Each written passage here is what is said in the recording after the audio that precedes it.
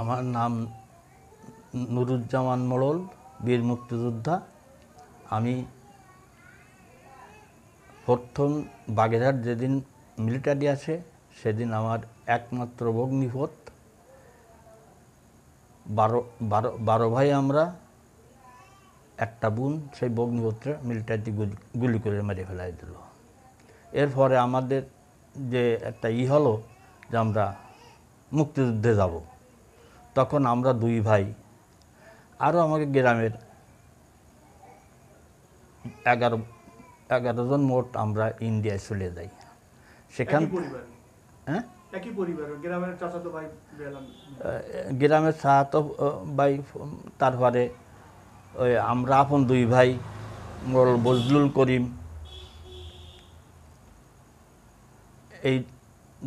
এই 2 জন আমরা আপন 2 ভাই। আরও আমার আর এক চাচাতো ভাইয়ের 2 ভাই আমার পাশের বাড়ি, আজমাল ফকির, ওহিদ, শহীদ মোড়ল, আইজাল মোড়ল, ওরা 2 ভাই, আফজাল মোড়ল, রুহুল শেখ, নূর শেখ, আহমদ শেখ, এই কজন আমরা একসঙ্গে ইন্ডিয়া চলে যাই। ইন্ডিয়া যাওয়ার পরে আমরা হাইটেই নৌকায় অনেক কষ্ট করে বর্ষা কাদা সিলে বস্তা মাথায় নিয়ে আমরা ইন্ডিয়ায় যে পৌঁছাই 6 রাত 6 দিন বসে। এরপরে আমি বনগাঁয় যাই, বনগাঁ থেকে ট্রেনে আমরা বসিরহাট চলে যাই। বসিরহাট যে ওইখান দিয়ে আমাদের রহমান সাহেব ছিল রিক্রুট অফিসার, উনি আমাদের রিক্রুট করে টেট্রা ক্যাম্পে পাঠালো। টেট্রা ক্যাম্পে আমরা ওইখানে 11 দিন থাকার পরে আমাদের ট্রেনিংয়ের একটা আসলো। এর ভিতর দিয়ে আমরা চলে গেলাম। যার পরে আমাদের ব্যাজের ভিতর দিয়ে 3 জন লোক চলে গেল, আর সব কজন পিপা ক্যাম্পের ওইখানে থাকে যাই। পিপা ক্যাম্পে এত বড় কাদা, মাজা কোনো জায়গায় মাজা ডাইবে যায়, কোনো জায়গায় হাঁটু তামাতি হয়, এত কাদা। এই কাদার মধ্যে দিয়ে আমরা ওইখানে সব তাঁবু নাচা, আর তাঁবু টানানো, আর তলে তাঁবু নাচা, একবারে এদিক ফিরলি নড়ে, ওদিক ফিরলি, মানে স্প্রিংয়ের মতন কায়দা। তা আমরা ওইখানে থাকার পরে আমার ওইখানে প্রচুর জ্বর হলো। এই জ্বরের পরে ওখানে 15 দিন থাকার পরে আমাদের ফিরে কল হলো, আমরা চলে গেলাম বিহার যেয়ে চাকুলিয়ায় আমাদের ট্রেনিং সেন্টার হলো। ওইখানে ঘর দরজা বান্ধা ছিল। আমাদের আর কি প্রচুর পরিমাণ সাপ ছিল ওইখানে। ওই সাপের জন্যে আমাদের মানে সাইড মুড়ো দিয়ে খুঁজে মাজা সমান খুঁজতে হলো, তারপরে আর একটা হাঁটু সমান খুঁজে ওর মধ্যে আমরা ওই ঘরের ভিতর থাকতাম। সকালবেলায় উঠে দেখতাম যে 20-30টা সাপ একদম ওই ফগারের সাইড মুড়ো দিয়ে ঘুরে বেড়াতো। ওই আমরা বাড়ি মারতাম। বড় বড় স্যালা, সে সমস্ত স্যালা দেখলে ভয় করে, এই স্যালাগুলো আসতো। পরে আস্তে আস্তে কমে গেল। ওখানে কোনো গোসল করার কোনো কায়দা ছিল না, শুধু 1 মগ পানি পাতাম, ওই দিয়ে একটু গোসল করতাম। এরপরে আমরা ওইখানে ট্রেনিং শেষ করার পরে আমরা চলে আসলাম বেগুনদিয়া ক্যাম্পে। এর ভিতর দিয়ে আবারে আমাকে একটা গাড়িতে 55টা ছেলে, 2টো গাড়ি আমাদের আসলেই একটা গাড়ি আমাকে আগে ছুটে চলে আসে, সেই গাড়িতে আমিই ছিলাম। আমরা 2 ভাই ছিলাম এবং আমাদের গ্রামের লোকজন সবাই একসাথে ছিলাম। ওই গাড়িটা ওই জায়গায় অ্যাক্সিডেন্ট করার পরে প্রত্যেকে কিছু না কিছু আহত হয়। আমি দরজার কাছে গুলির বক্সের পরে বসেছিলাম। আমার ওই আলগোছলে আমি পড়ে গেলাম, ওই দরজার যেখানে পাওদানির তলে চলে গেলাম। গাড়ি কাইতে গিয়ে একটা খালের ভিতর পড়লো। খালের ভিতর পানি ছিল না বাটির সময়, তখন আমি কাদার তলে ডাবে গেলাম। আমার গলাটা, মানে খালি গলাটা বাড়ি আছে, আর সম্পূর্ণ ডাবে গেছে। তখন প্রত্যেকে বারোই নিয়ে গেছে, কেউ টানিয়ে বেরিয়েছে, কেউ হাত ভেঙে গেছে, কেউর বিভিন্ন জায়গায় ক্ষত হয়েছে, আর আমার কোনো জায়গায় ক্ষত হয়নি। আমি তলে ওই ডাবি শুধু এতটুকুই বলতে পারতেছি, তোরা সন্নি হ, তোরা একটু সন্নি হ, তোরা একটু সন্নি হ। সবাই বের হয়ে গেছে, আমি আমার খোঁজ করতেছে সবাই। তখন আমি ওই আমার আর কি ওরা লাইট মেরে টেরে বেড়ে টান দিয়ে বাজায় নিলি, আমার এই কিছু ইয়ে হয়ে গেল, বুকের সাপ লাগিয়েছিল ওই। আর এই কুয়া কুয়া জুতির মাটি তো রাস্তার সাইডে, ওই জায়গায় আমার গাটা ছেলে টেলে গেল কিছু। এর পরে ওইখান দিয়ে আমরা ফিভার ক্যাম্পে চলে আসলাম। ফিভার ক্যাম্পে এসে 3 দিন ওইখানে, না বেগুনদিয়া ক্যাম্পে চলে আসলাম। বেগুনদিয়া ক্যাম্পে এসে 3 দিন পরে আমাদের বাংলাদেশে রওনা দিতে হবে। তখন আমরা ওই বাংলাদেশে রওনা দিয়ে বাগদা বয়রা বর্ডার এসে ওইখানে এসে আমার পেটে খুব রক্ত পড়তে লাগলো, অস্বাভাবিক রক্ত, খালি একাধারে ওই রক্ত পড়তে লাগলো। তখন আমার ওইখানে রাখিয়ে আসবে হাসপাতালে রাখিয়ে আসবে, আমি রাজি হলাম না। যাই হোক, আমরা মেলা কষ্ট করে আমরা রাষ্ট্রীয় আমার অস্ত্র আর একজনের কাছে দিল। আমাদের কমান্ডিং অফিসার ছিলেন ক্যাপ্টেন তাজুল ইসলাম, আর আমাদেরকে করে নিয়ে আসলেন প্রফেসর মোয়াজ্জেম হোসেন। এরকমভাবে আমরা চলে আসলাম। এসে আড়ফলা নাম করে একটা জায়গা ছিল, ওইখানে একটা রাজাকারের ক্যাম্প ছিল। তা আমাকে যাওয়ার সময় ওই রাজাকারের ক্যাম্পের সামনে দেখেছি জাতি এসে, আসার সময় আসতে যেত। ওইখানে রেল স্টেশন আছে, ওর একটু পিছনে। ওই রেল স্টেশনে ডাকাত শুরু হয়ে গেছে, ডাকাত যাচ্ছে। তখন আমাদের লোকজন সব পড়ে দিছে দৌড় দিলি, কেউ আইক বনের ভিতর, কেউ ধান বনের ভিতর, কেউ বাড়ির কলা বনের ভিতর। আমি এক বাড়ির রান্নাঘরের পিছনে, আমরা 3 জন এক জায়গায় গেছি। যার পরে সেইখান দিয়ে আমারে কলি 3 দিনের ভিতরে কিছু খাতি দেয় না, কোনো কিছু খাতি দেয় না, শুধু 2টো সিঁড়ে এই দেয়। পেটে এত বড় কিদে, তা তো আল্লাহ পাক জানে। আর ওই কিদেনের সারা রাত দিন হাঁটতেছি। তখন ওই জায়গায় যে ওই কলা গাছের ভিতর দিয়ে আইসি রান্নাঘরের সামনে আইসে রান্নাঘরের দরজা ঠেলা দিলি, ভিতর ঢুকে গেছি। ভিতর ঢুকে যে দেই কি ভাত, পানি দিয়া ভাত আর ইলিশ মাছ জাল দিয়া 3 জনে ওই খাইছি। খাই এটে পেট খুব ভরে তারপরে তো যাক এইবার সুস্থ হয়েছি। এরপরে আর কি ওই আমাদের কমান্ডিং অফিসাররা সবাই তলাশ করে বের করেছে। বের করার পরে একটা ছেলে পেলাম না, সেটা হচ্ছে আমার বাড়ির পাশেরই আজমাল ফকির। ওরে আর তলাশ করে কোথাও পেলাম না। ওর অস্ত্রটা আমার বহন করে নিয়ে আসতে হচ্ছে।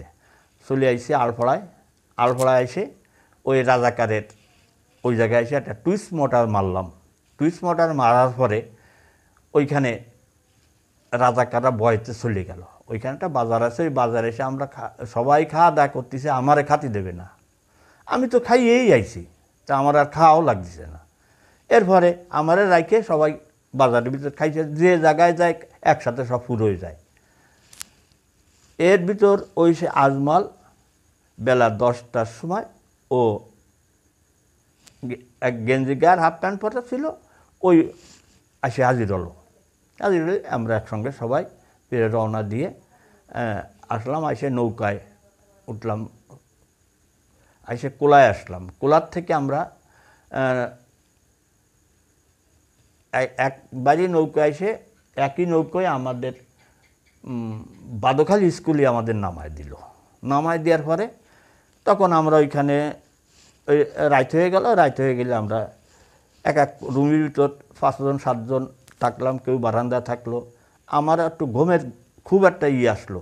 তখন আমি ওই 3টে চেয়ার দিয়ে একটু ঘুমের মতন আইছে। এর ভিতর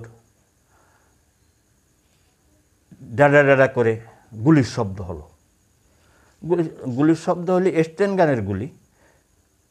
আমাদের দেপাড়ায় বাড়ি, ওর নাম হচ্ছে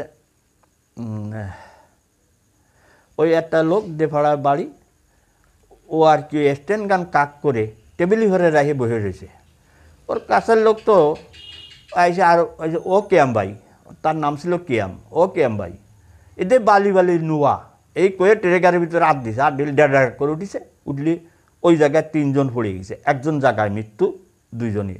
ওখান থেকে ঠেলে উঠেছি, ঠেলে উঠে গা তো থরায় কাঁপছে, বারান্দা এসে দেখে রক্ত স্রোত বয়ে যাচ্ছে। এরপরে ওইখানে আমরা 3 দিন থাকলাম। 3 দিন পরে আমাদের ক্যাম্প কোথায় কোথায় হবে, সন্তোষপুর ক্যাম্প হলো। সন্তোষপুর যে ওইখানে আমরা 7-8 দিন ওইখানে থাকলাম। এরপরে আমাদের দিল ধোবাখালি ঠাকুরবাড়ি, এক প্লাটুন। সে আমাদের প্লাটুন কমান্ডার ছিল লেফটেন্যান্ট রিজাউল কবির। ওর আন্ডারে আমরা ওই রয়েছি। হঠাৎ একদিন আমরা দেপাড়ায় যাচ্ছি মাছ মারতে, শহরালদারের পুকুরি।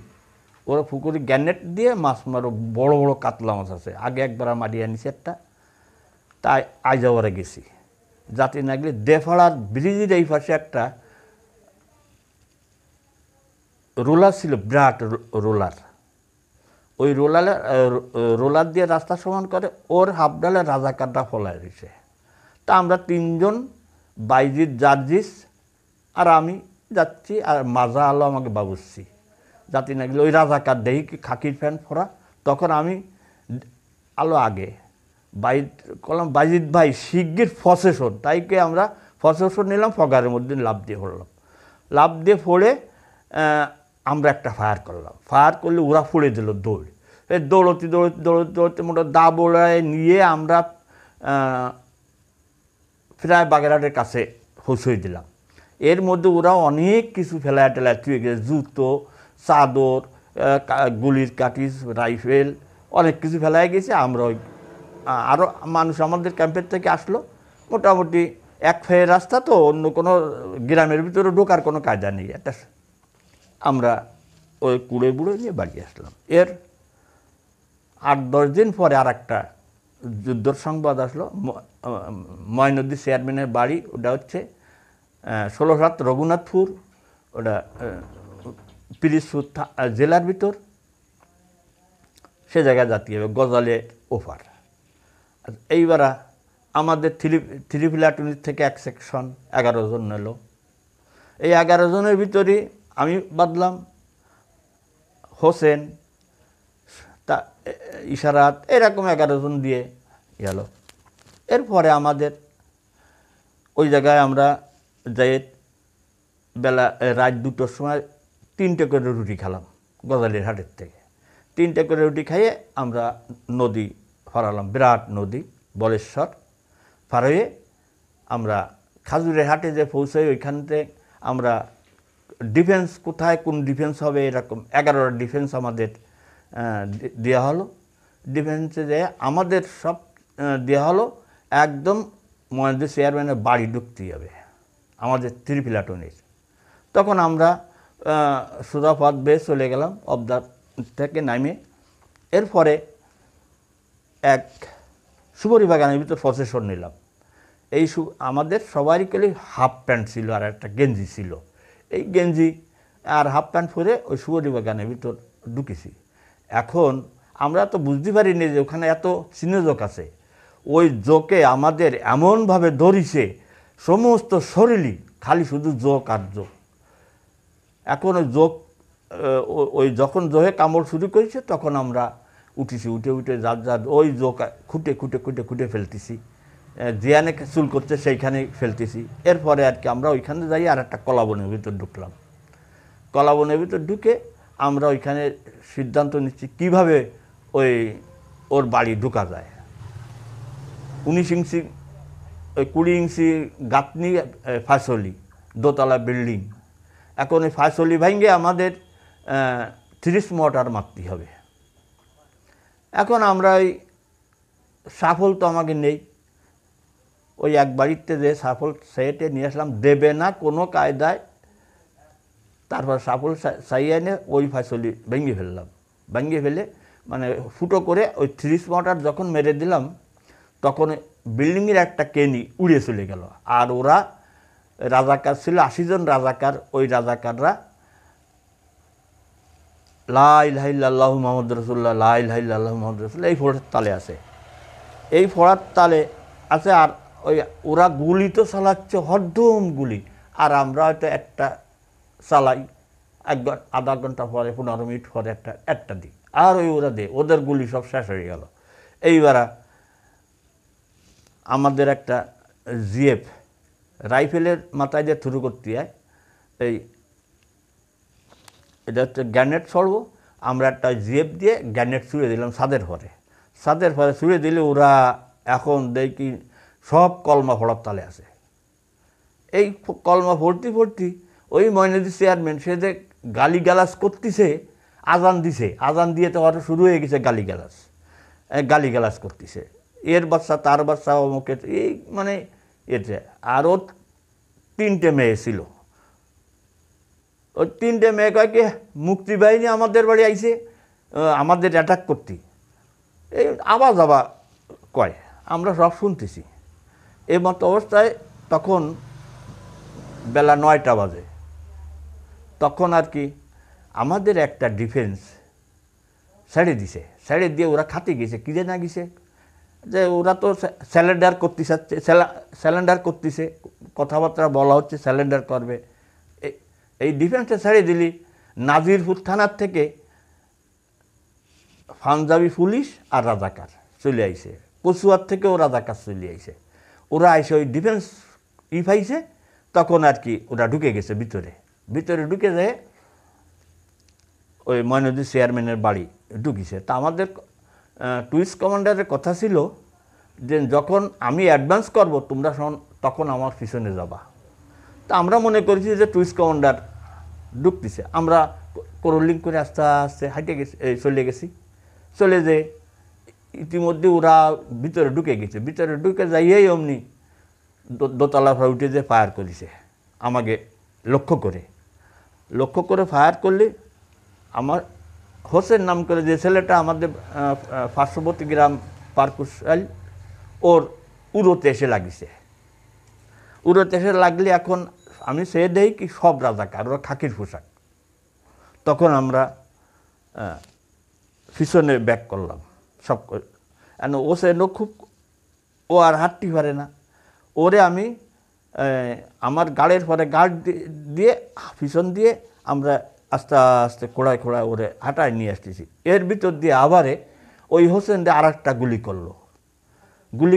গুলি লাগলো, ওর ফিটি লাগলো, বগল দিয়ে বেরোয় গেল, সোজা গেলে আমিও বেদ হয়ে যাই। তখন কি করবো আর, ওরে নিয়ে আস্তে আস্তে একটা খাল ভরালাম, খালের হয়তো 5 হাত লম্বা, পানি খুব মেলা। তখন লাইমে উঠলাম এক বাগানের পাশে একটা রাস্তা আছে, ওই রাস্তায় উঠলি এখন ওরে আমি নিয়ে যাবো। ওদের তো গোলাগুলি চলতেছে অবদা রাস্তার পরে, আর না পার হওয়ারও খুব একটা কষ্টকর। এরপরে ওই হোসেন আমারে বাইসি এসব মরি নাই, হোসেন আমারে বলল যে বিয়ে তুমি এই অস্ত্র নিয়ে আর গুলি নিয়ে চলে যাও, আমি তো মরেই গেছি। আমি বলতেছি কি না, আমি তোরে থুয়ে যেতে পারবো না, তোরে কি করে থুয়ে যাও। তখন তো কান্নাই আসে, সে যে দৃশ্য, ওই দৃশ্যর কথা এখনও মনে পড়লে আমার চোখের পানি থাকে না। এরপরে আমার ধাক্কা দিয়ে সরায় দিল, যাও চলে যাও নিয়ে। এখন ওই 2টো রাইফেল, 70 রাউন্ড কাটিস ওর, আমার 70 রাউন্ড ওরও 70 রাউন্ড, এরকম কাটিস, এই নিয়ে আমি আসলাম। দেখে অবদা রাস্তার পরে রাজাকাররা টল দিচ্ছে, তখন কি করে পার হবো অবদা রাস্তা। এখন আমি হুগলাবনের ভিতর আমি হুগলাবনের ভিতর আস্তে আস্তে ঢুকে একটা ফায়ার করলাম, কভারিং ফায়ার করার পরে রাজাকাররা সরে গেল। আমি অবদা রাস্তার পথে উঠে একদম চলে গেলাম আবার ফিরে হুগলাবনের ভিতর যাই। তারপরে ধান বনের ভিতর পড়লাম, বড় ধান, বরাং ধান, মাথা দেখা যায় না, একটু কুজলি আর মাথা দেখা যায় না, ওই করে মোটামুটি চলে গেলাম নদীর কুলি যে দেখি নদীতে ভাটা। তখন আর কি রাইফেল নিয়ে ওই 2টা রাইফেল নিয়ে ঝাঁপ দিলাম, শীতয়ে পড়ে নিলাম, যে বুটয়ে পড়ে নিলে তলায় বেশি যাব, শীতয়ে পড়ে 2 রোতের ভিতর রেখে রাইফেল নিয়ে আর গুলি নিয়ে আমি গুলি মাথায় বাঁধা থাকলো। এখন মাঝে মাঝে তলায় চলে যাই, আবার ওই মাটিতে পাও বাদায় দিয়ে ডুব দিয়ে ঘপ করে ঠেলে উঠে আস্তে আস্তে আস্তে আস্তে প্রায় আধা ঘন্টার মতন আমার ওই নদী ফারতি লাগলো। যাইয়ে ওপার যাইয়ে কাদার ভিতরে একদম শুয়ে পড়লাম। শুয়ে পড়ে আস্তে আস্তে আমি চলে গেলাম দানবনের ভিতর, মানে পরে দানবনের ভিতর চলে গেলাম। চলে যেয়ে একটা বন বাইসে তুইছে দানবন দিয়ে, ওর একটা গাদা, বড় গাদা, ওই গাদায় ফাঁসে যে বসে এখন আমি চিন্তা করতেছি কি, আমার মতন তো এরকম কতজন ওপার আটকে আছে, তো ওরা তো আসতেই পারবে না। তাহলে ওই রাজাকাররা অবদা রাস্তার পরে যে কায়দায় ঘুরতেছে, এইবার আমি ওখানে বসে কয়েকটা ফায়ার করলাম, কভারিং ফায়ার দিলি, রাজাকাররা চলে গেল। ওই দিন আমাদের 6 জন মুক্তিযোদ্ধা মারা যায়, 5 জন মারা যায়, আর হোসেন মারা যায় না। হোসেন আস্তে আস্তে যাই এক হিন্দু বাড়ির ভিতরে উঠিছে, উঠলে ওরা ওই যশোদানতা দিয়ে ওরে শাস্তে মুড়ে রাখিছে, বাইসে আছে। আমরা গজালের হাটে এসে গাটা ধুয়ে কাদা মাদা ছাড়াই আসতে আমরা ক্যাম্পে চলে আইছি। ক্যাম্পে চলে আসলি সন্ধ্যের একটু পরে এক বেটা হিন্দু আমাদের ক্যাম্পে আইছে, আসলি আসে বলছে কি, ভাই আপনাদের যে একটা লোক হোসেন নাম, সেই লোকটা আমার বাড়ি আছে, তা আপনারা যদি যান কেউ যে নিয়ে আসতে পারেন তাহলে যাবেন। তখন আমাদের সবাই এটা ডাকা হলো, ডাকলে কেউ স্বীকার হয় না যাতে। তা আমি বললাম কি, যে আমি একটু ওই এলাকার অঞ্চলীয় ভাষা জানি, তাহলে আমি যাব, আল্লাহ যা করে ওরা তো বাসা আনতেই হবে। তা একটা কাজ করতে হবে, এক ডালা চিংড়ি মাছের ব্যবস্থা করতে হবে, একটা ফুয়া কইটো, আর কটা বাসনি করে চাল, আর একখান নৌকা, এই ব্যবস্থা করলে আমি যে ওরে লিয়ে আসতে পারবো। মানে মাছ বেচতে যাব, কিছু আমি ফেরিওয়ালা মাছ ফেরি করে বেশি। এখন ওই গজালের হাটে যাইয়ে মোটামুটি মাছের ব্যবস্থা হলো, নৌকার ব্যবস্থা হলো, সপ্তাহের ব্যবস্থা করে দিলে ওইখান থেকে আমি তখন অনুমান 9টা বাজতে পারে। 9টার সময় আমি ওই খাজুরের হাটের খালের ভিতর দিয়ে ঢুকে গেলাম। ঢুকে যাইয়ে মাছ রাখবা নাকি এই বলতে লাগলাম। তখন এক বুড়ি আসলো, বাচ্চা আমাকে কটা মাছ দিয়ে যাও। তখন আমি আসেন বাচ্চা, নিয়ে যান।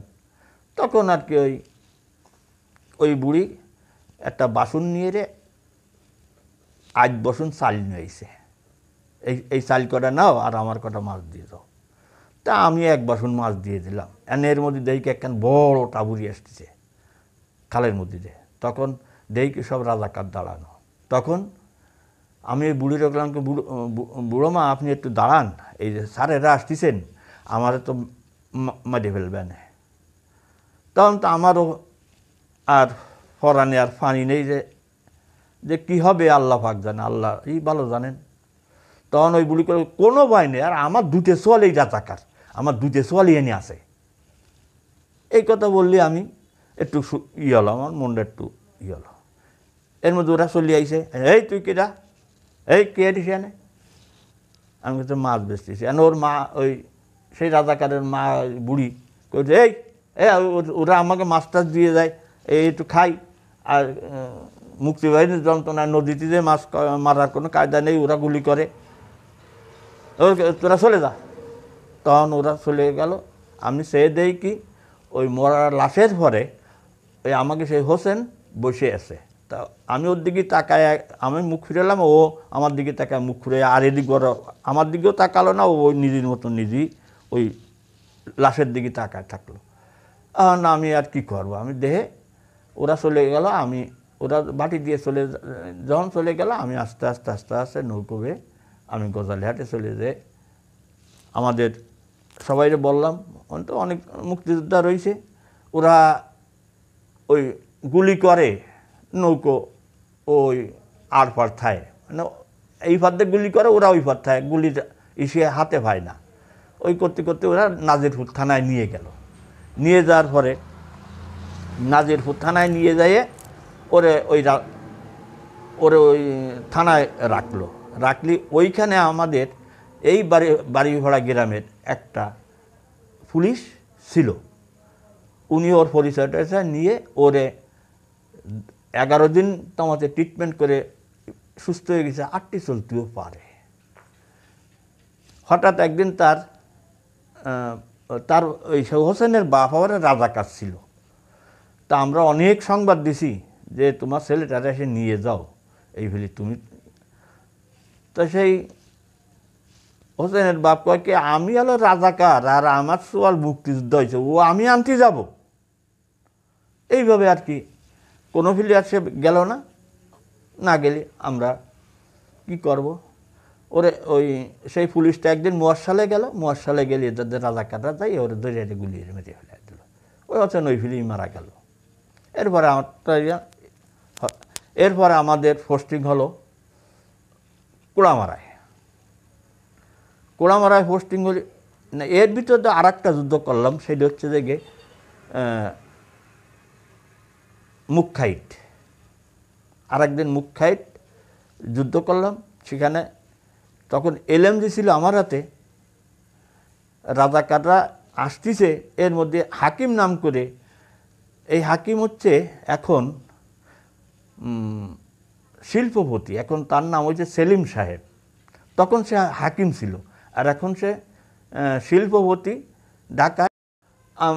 উনি আমার হাতে রাইফেলটা টান দিয়ে ওই এলএমজিটা টান দিয়ে নিয়ে যেয়ে উনি ফায়ার করে দিল, বিরাজটাই দিল, একটা লোকও পড়লো না।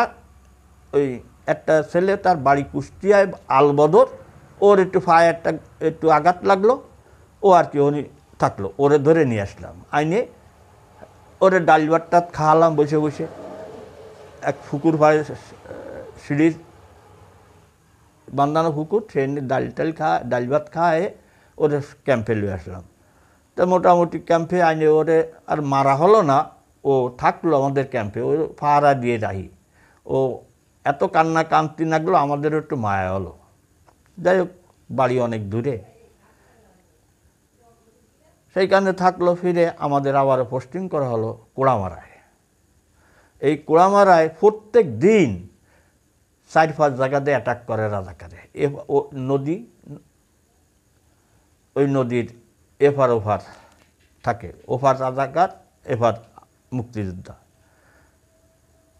আমার ডিফেন্স ছিল কুণ্ডুবাড়ি। ওই দিন অ্যাট এ টাইমই 7টা জায়গায় ওরা রাজাকারে অ্যাটাক করেছে রাত 3টের সময় আইসে। এখন ওইখানে আছে জালেবাড়ি, ওই মালোবাড়ি, ওরা অত্যাচার করতেছে, খুব পরিমাণ অত্যাচার করতেছে। অত্যাচার করার পরে হঠাৎ আমাদের সামনে পানিতে কেমন থাবি এসেছে, কী ব্যাপার। তখন লাইট মারলি দেখি 3টে মহিলা, এদের পরনে কোনো বস্ত্র নাই। তখন ওরা উঠে আমার ঘটনা, পানির ভিতর থেকে ঘটনা বললো, আমরা কেন তোমরা আমাকে পাঁচ আসলো। ওই কুণ্ডুবাড়ির এক বুড়ি ছিল, আর সবাই এদিক ওদিক চলে গিয়েছিল। সেই বুড়িতে বললাম কি, বুড়মা তোমার কোনো কাপড় চোপড় আছে এই অবস্থায়, তাহলে দাও, ওনাকে আমাকে ভিতরে ফাটায় দাও। তখন ভিতরে ফাটায় দিলাম। ওই কাপড়, ওই দুটি কাপড় ছিল বুড়ির, ওই বেরোয় দিল, ওরা ফুরে তারপর ওইখান থাকলো। ওই দিন বেলা 1টার সময় আমরা দুইজনে বসে দর্শু বনহুর বই পড়তেছি, আজিজুল আর আমি দুইজন। আমরা আজিজুল পড়তেছি, আমি শুনতেছি। আমার ঘাড়ে একটা রাইফেল হেলাম দেওয়া, ওর ঘাড়েও একটা রাইফেল হেলাম দেওয়া। ওরা আমাদের লক্ষ্য করেছে, খোঁজ নিছে যে কোন জায়গায় আছে। ওরা অবদার রাস্তা সুইচ গেটের পরে বসে দিয়ে এলএমজি দিয়ে বিরাজ টানলো, টানার পরে আমার যে রাইফেলটা ছিল রাইফেলের ব্যারেলের কাঠ উড়ে চলে গেল, আমার এই গাড়ির থেকে কিছুটা জায়গা কেটে গেল। আমার কোনো ক্ষতি খেসারা হলো না। সেই দিন সন্ধ্যেবেলায় আমি আমাদের কমান্ডিং অফিসারে বললাম কি, আমি আর ওই জায়গায় ডিফেন্সে যাব না, আমার অন্য জায়গায় ডিফেন্স দাও। ওই জায়গার থেকে আজিজুল ফলান দিল, চলে গেল, কোন দিক চলে গেল তার কোনো ঠিক নেই। আর আমি তার পরদিন থেকে কুড়ামারায় শেখবাড়ির দেবীর বাজারে একটা খেয়াঘাট আছে, ওইখানে আমার দিল তিতেল তলায়। ওইখানে তিতেল তলায় দিলি দেবীর বাজারে হাট, এফআর ওফাট, ওফার দেবীর বাজার হাট, এফআর কুড়ামারা। তখন ওই মসজিদে একটা ছোট্ট একটা মসজিদ ছিল, ওই মসজিদের সামনে আমার তিতেলতলায় আমার ব্যাংকার, ওই ব্যাংকারে বসে রয়েছি আমি আর নমিরুদ্দিন নাম করে একটা লোক, তার বাড়ি ছিল গোটাভাড়ায়, ওরে দিল আমার ব্যাংকারে। আর আমার সাথে লেকাত নাম করে একটা ছেলে জোগাড়িয়ে ছিল, ওই মাঝে মাঝে আমার ব্যাংকারে বসতো, আবার চলে যেত, এই করতো। হঠাৎ ওই আর একদিন আর কি রাজাকাররা আবার ওইভাবে অ্যাটাক করেছে। তখন ওই নমিরুদ্দিন তিতেল গাছ ঝুলে কয়, ও রব মামু, ওই রব আবার রাজাকার ছিল, তা ওর কিরম মামু হতো, সেই রব মামু, তোর আব্বারে রসগোল্লা খায় থুয়ে যাইস কেন? আমরা রাত্রির যে বর্ষণ করে দিয়ে আসবানি এরকম, ওরে আমার গুলি লাগিছে, গুলি লাগিছে। আমি টাইনি নিয়েছি, টাইনি নিয়ে কিচ্ছু না, গুলি লাগিনি।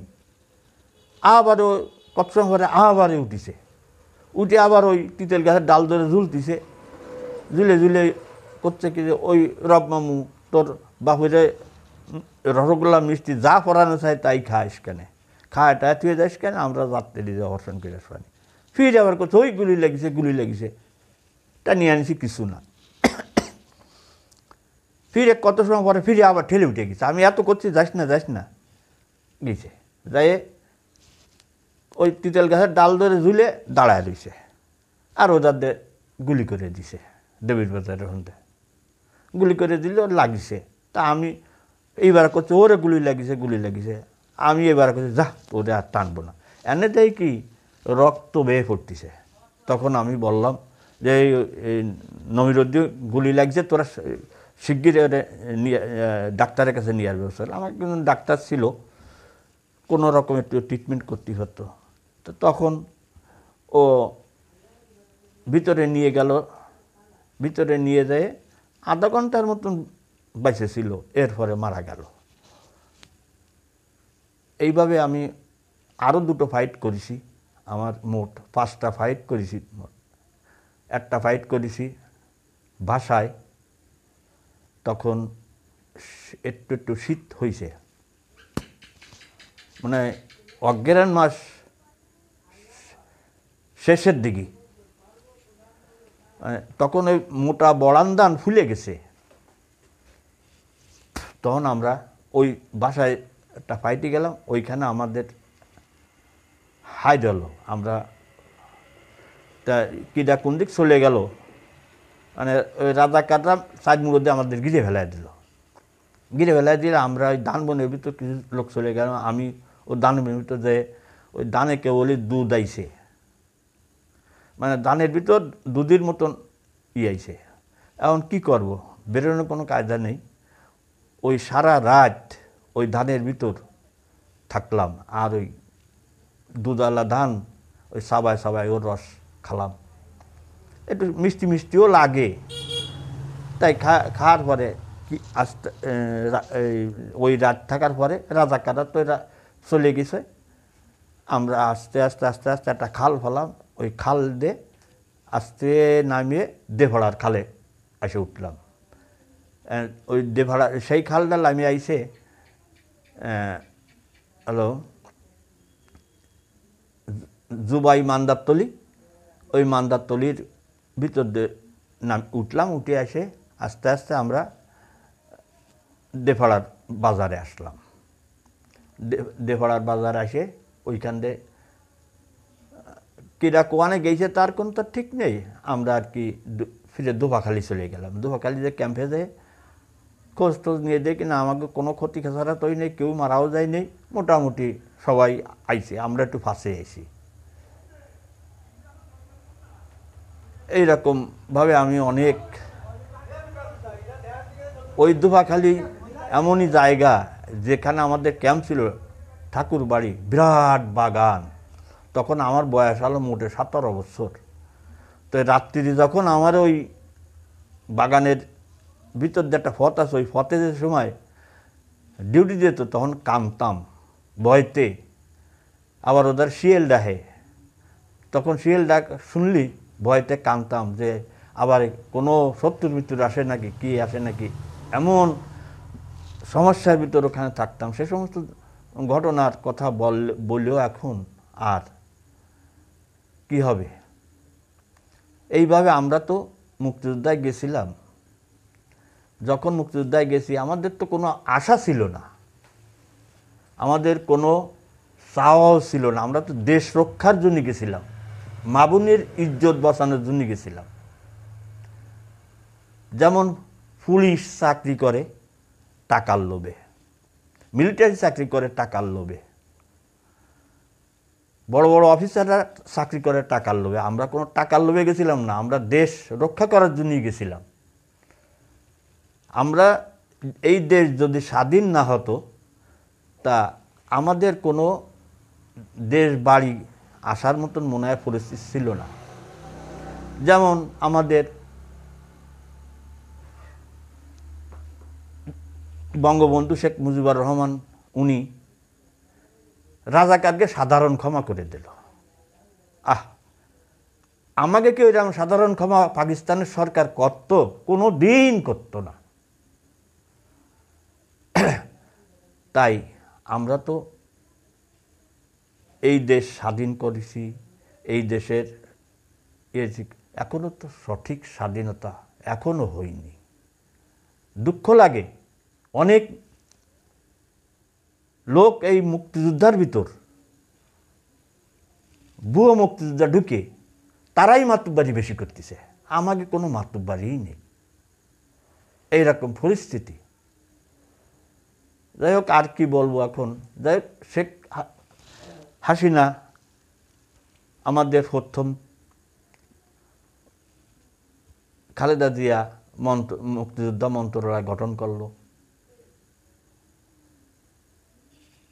শেখ হাসিনা এসে আমাদের 300 টাকা করে ভাতা দেওয়া শুরু করলো। সবাই আমরা পাইনি, গরিব গরিব দেহে আর কি দেওয়া হলো। হয়তো একটা ইউনিয়নের ভিতর 3 জন 4 জন কি 5 জন এইরকমভাবেই ভাতা পাওয়া গেল। এরপরে ফিরে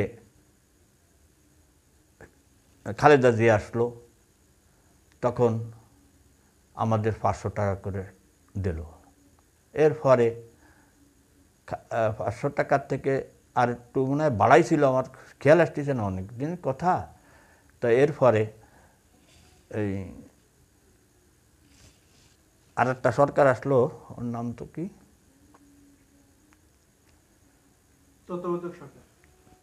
তত্ত্বাবধায়ক সরকার আসলো। তখন আমাদের আর 300 টাকা বাড়ালো, 900 টাকা হলো। এরপরে আমাদের এই মঈনুদ্দিন, ওর নাম কি ছিল, ওই 2 বছর ক্ষমতায় থেকে গেল না, ওই তত্ত্বাবধায়ক সরকার হলো, তার নাম ছিল কি যেন, হ্যাঁ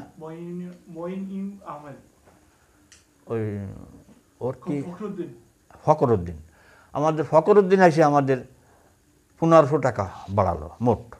এইভাবে থাকলো। পরবর্তীকালে শেখ হাসিনা এসে আমাদের আস্তে আস্তে দফে দফে দফে দফে 12,000 টাকা তামাতি আমাদের দিল। এরপরে আমাদের বোনাসও আছে, 5টা বোনাস আছে, 2 ঈদ 3টে, এর মোট 22,000 টাকা। এখন আবারে শেখ হাসিনা আমাদের 20,000 টাকার মতন একটা বাজেট করেছে যে প্রতি মুক্তিযোদ্ধারে 20,000 টাকা দেওয়া হবে। প্রস্তাব শেখ হাসিনা করেন, এটা প্রস্তাব করা হয়েছে। প্রস্তাব করা হয়েছে।